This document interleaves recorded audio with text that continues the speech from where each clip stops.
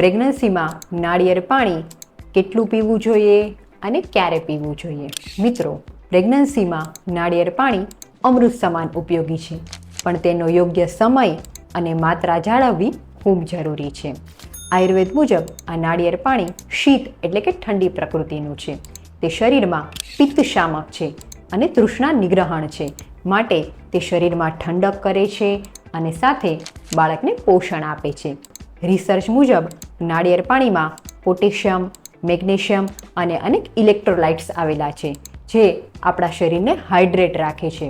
પ્રેગ્નન્સીમાં થતી એસિડિટી અને કબજિયાતને દૂર કરે છે. સાથે જ વારે વારે યુટીઆઈ થવાની તકલીફને દૂર કરે છે. આ નાળિયેર પાણી બાળકની આસપાસ રહેલા ગર્ભજળ એટલે કે એમનિયોટિક ફ્લુઇડને વધારવામાં મદદ કરે છે.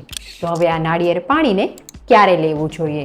તો પ્રેગ્નન્સીની શરૂઆતથી લઈને 8મા મહિના સુધી નાળિયેર પાણી લેવામાં આવે તો ખૂબ સારો ફાયદો થાય છે. જો તમને ગેસ ન થતો હોય તો આ નાળિયેર પાણીને સવારે ભૂખ્યા પેટે લેવું જોઈએ, અથવા તો સાંજે 4 થી 6 વચ્ચે પણ નાળિયેર પાણી લઈ શકાય છે.